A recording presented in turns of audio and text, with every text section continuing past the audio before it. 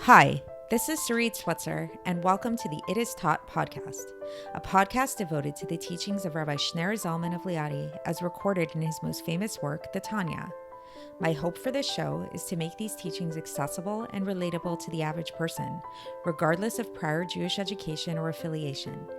The episodes follow the prescribed daily study portions and are meant to serve as practical lessons in how to live your life as your true self and develop an authentic and powerful relationship with your Creator.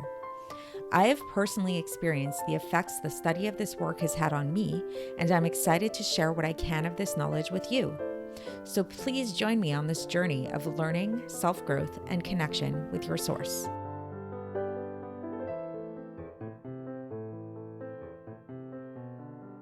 Hi, and welcome to the It Is Taught podcast. This is episode 176 for the 16th of Iyar in a leap year.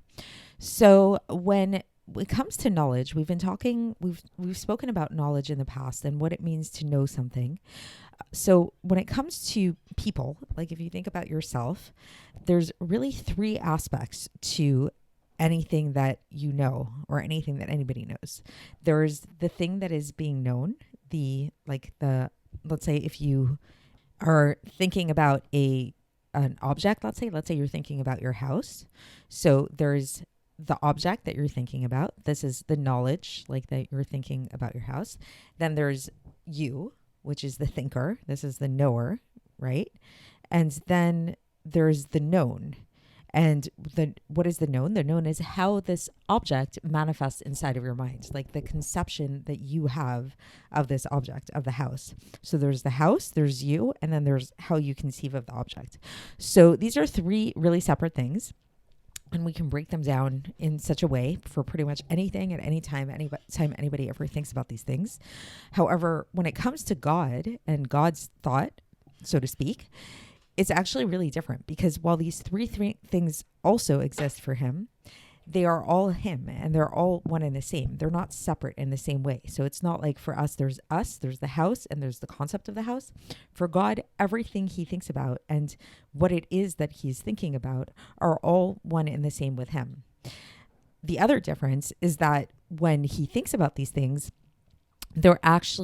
it's not just the concept of the thing that he's thinking about. He's actually encompassing the concept. It's like when we think about a house, like we spoke about, so it's like the house itself is not inside of my brain, obviously. It's just the concept of the house that's inside of my brain, the image of the house that's inside of my brain. So that's also the difference, because when we talk about God, and we've been talking about this in the past few episodes, it's the actual world that's inside of God. The world exists in this way that it is encapsulated by God.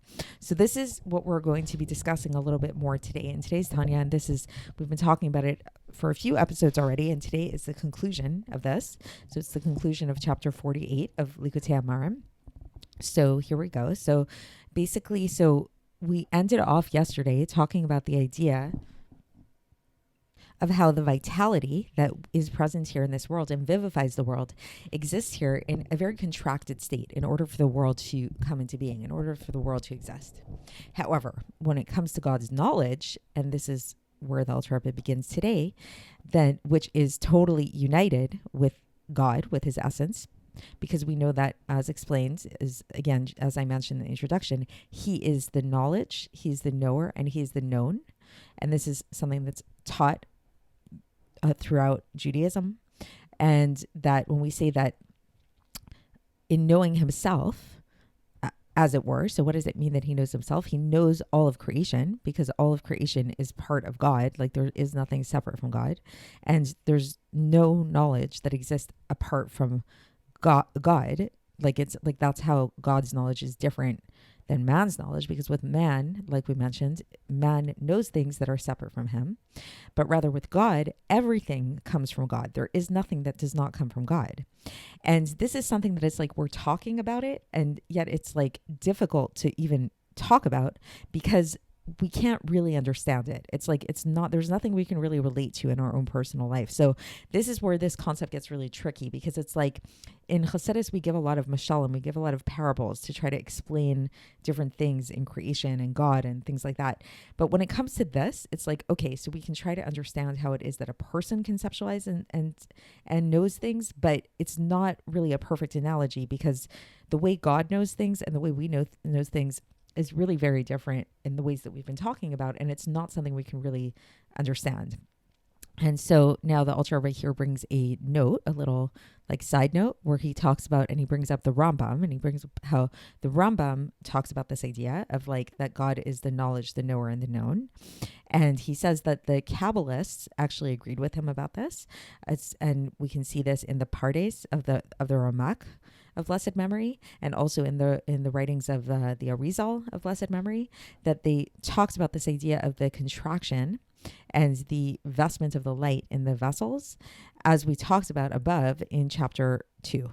So basically, the Alter Rebbe is saying is that there is evidence for this idea that we've been talking about of God being the knowledge, the knower, and the known in the teachings of Kabbalah as well, not only in the Rambam. And then the Alter Rebbe goes on to say, and he says that this knowledge that God has is an aspect of infinity. And so this is why we can't say, so the reason why, what he's addressing here is the fact that we call this light that we've been discussing, we call it Sovev Kol Almin, we call it that it encompasses all the worlds. And so you might think to yourself, well, if God's knowledge is everywhere and everything is within God's knowledge, why is it encompassing all the worlds? Why don't we say that it fills all the worlds? So the Alter Rebbe says we can't say that it actually is vested in the orb of the earth, because the earth is limited and it's finite. And so since this knowledge, God's knowledge, is infinite cannot be vested in finite. That's just not possible. So that's why the way that we describe it is this as this encompassing and surrounding light. Even though in reality, this knowledge actually does encompass the entire thickness and the entire width of the world in actuality, and it actually brings it into existence, something from nothing, as will be explained elsewhere. We're going to talk about this. So that's the end of the section today. So it's a little abstract and it's a little hard to understand. And the Alter Rebbe addresses that. He says, yes, this is something that actually is beyond human comprehension to really get this, like how it could be that God is the knowledge, the knower, and the known, and he knows everything in the world, and there is nothing outside of him in terms of what it is that he's knowing. But this is the reality. And so the reason why we call this light the light that encompasses all the world, the light of Sovev Kol Almin, like that's the aspect of God that we're talking about here, is because God's knowledge truly is infinite and it has no limits and it has no bounds. But yet what we're talking about that he knows, namely the world, is finite. So how can these two things be reconciled? By explaining God's knowledge in such a way that he encompasses all the world. So that's it for today. And tomorrow we will begin chapter 49, and I will speak to you then. Thanks for listening to the It Is Taught podcast, hosted by Sarit Switzer. This podcast is dedicated in loving memory of my maternal grandfather, Avraham Yitzchak ben Binyamin HaKohen of blessed memory. Music by Shoshana. If you enjoyed this episode and would like to support the show, please share it with others and subscribe on YouTube, Apple iTunes, Spotify, or wherever you listen to podcasts. And make sure to leave us a 5-star review. To find out more about the It Is Taught project, including more information on my soon-to-be published book, please visit our website, itistaught.com. To catch the latest from me, follow me on Facebook, Instagram, and Twitter. Looking forward to speaking with you tomorrow, and until then, have a great day.